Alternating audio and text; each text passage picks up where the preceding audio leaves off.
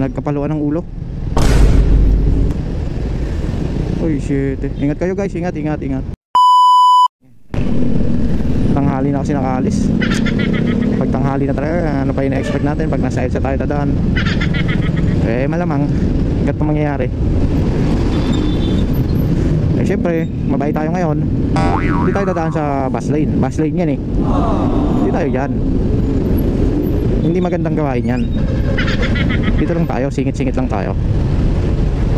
Isipin na lang natin, hindi lang tayo yung naabala rin sila. Hindi lang tayo yung natatraffic din sila. Mapapabasling ka talaga nito pag ganito. Oo koys, baka makita mo ng San Pedro bigla. Chill lang.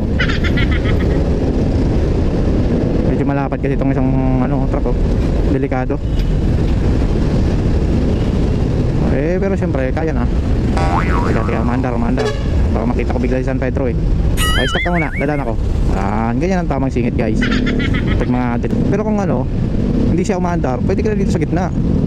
Alam naman tayo ng umandar yan. Pero umandar man yan na ganyang kabilis takbong 5. Hindi ka pa sisingit yan. Good luck sa'yo, bukas ka na makakarating. Pero syempre sisingit ka with care.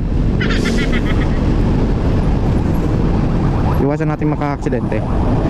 Iwasan maka-aksidente, iwasan ding maka-aksidente. Siyempre bukod sa prayers nyo bago kayo umalis, dasal-dasal kayo. Bukod doon dapat hindi kayo maging kamote pagdating dito sa kalsada.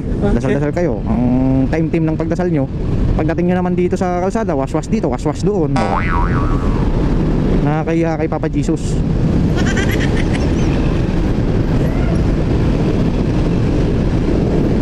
Guys, kaya nakatigil. Diba tigil din tayo.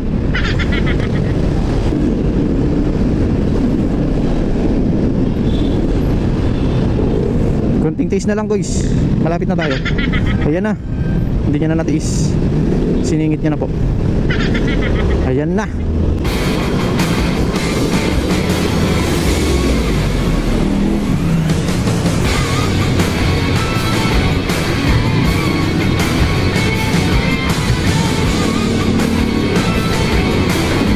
Dito maluhan.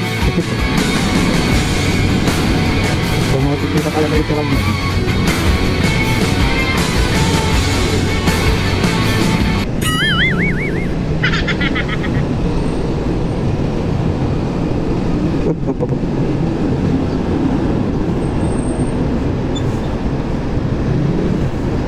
Sana kasi pinagbibigay nyo rin kaming mga nakamotor dahil dito yung bigay.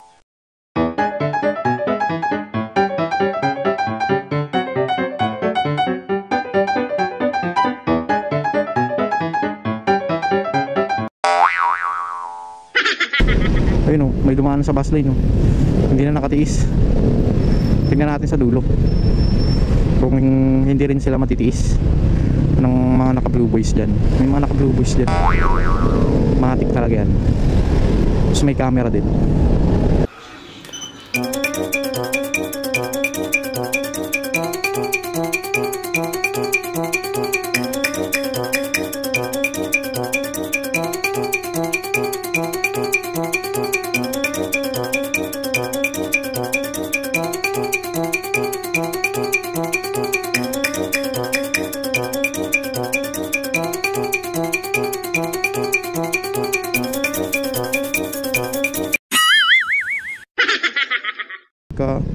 Nagkapaluan ng ulo. Uy shit, ingat kayo guys, ingat. Parking lot. Ayos. Finally.